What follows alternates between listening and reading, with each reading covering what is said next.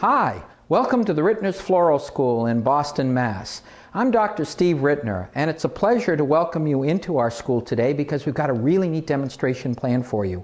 It's fall and it's around Halloween, and we thought it would be really great to do something with that kind of motif as a demonstration for you, and I think you're going to really enjoy it. You'll notice the container that we happen to have here. It's not an actual pumpkin, it's kind of a ceramic container, but it's made to feel like a pumpkin. And I like this container because it's nice. And I think that the advantage of this kind of container is we can come up with something that definitely has a holiday kind of feel to it, yet at the same time, it's not overly scary. So it's not going to scare the youngsters. We're going to play with a variety of things in this design today. One of my favorites, equisetum. Equisetum is a wonderful material. We thought it would be kind of fun to play with, and we're going to start by putting some of our equisetum in the center of our design to create a little bit of height. And then we're going to play with a variety of different kinds of things in our design today. One of my favorites, liatris or blazing star. Let's play with some of our liatris or blazing star and use our liatris or blazing star just to kind of create an overall infrastructure for this design to give us a feel for it. Now I know you're probably thinking to yourself, myself, liatris doesn't feel very Halloween-y, but by the time we get through with some of the other things that we're going to be playing within this design, it'll feel just right. It'll integrate very, very nicely with our other materials because we're going to be mixing a variety of different kinds of things together in this design. So my viewer, I think you're going to really enjoy it. Sit back, enjoy, and relax while we come up with a very, very interesting kind of design with a definite Halloween motif. So we've got kind of something that's going to be kind of spread out and gives us an idea of the general parameters of this. Now, of course, if we're dealing with Halloween and fall, we need something that's going to be yellow in color, and I have these. These are really neat. My wholesaler, one of my wholesalers, Pat Riccardi, tells me that this is a variation on a sunflower, a miniature sunflower, and we thought it was so neat looking when we saw it come in. It's unusual that we thought it would be kind of fun to play with this particular flower in today's design. And so we're going to work a few of these into our Halloween design. They're cheerful, they're pretty. I think that's one reason people love sunflowers, is because they do give us a very, very pretty and a very, very cheerful kind of effect in our designing. So notice I've got several coming down here.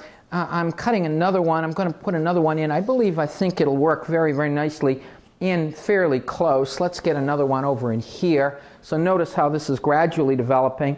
I want to work some over on this side as well. So just as we used our liatris or blazing star to give us kind of a general infrastructure for this, we're going to use some of our miniature sunflowers to come up with an interesting effect as well. I'm going to let this guy kind of peek through from this side, and then maybe let's take another one and work another one over here. So you can see this is coming together very, very nicely for us. I'm a firm believer in doing things and making it easy and making it fun. And to me, teaching the art of floral design is a fun kind of thing, and I enjoy it and have a lot of pleasure in terms of coming up with all kinds of pretty designs for various holidays. Well, that looks good, but it's somewhat air-conditioned. Let's play with it a little bit more. Of course, when we're dealing with the fall, we have to think in terms of not only our yellows, but our bronzes. And we have some beautiful bronze palms here to play with. And so let's take a few of our bronze palms and work them into our mix. And so I'm going to take one here. And then let's take another couple of our palms and work it over here into the front. And then how about one maybe coming over on this side here, on the side there. And you know, we've got a spot here in the middle. Let's take another one. Pardon me, my viewer, while I'm cutting my flower stems, and place one over there. And then we can place another one over here, which I think will give us an interesting effect. So we're gradually scattering some of our palms through our design, and that's giving us an interesting effect. It still, though, needs something a little bit more. And to give us a little bit more, again, let's play with some of these holiday colors that are so great at this time of the year. How about some of our orange? Our orange. And we're going to use a few of our orange carnations in order to achieve that effect. Orange is bright, it's cheerful, it gives a nice effect to our designing, and by working some of our orange flowers in, it's going to make it punchy, and I think it's going to do just exactly what we want to intend to do to come up with a design that's pretty, interesting, cheerful, and gives a really, really nice effect. So I'm taking some of my carnations and working my way around. Let's see, I think we could use another one kind of in here towards the front of our design. And let's see, how about something perhaps angled over on this side? So let's take one and place it here and have it kind of tucked in, so it's kind of peeking through over there.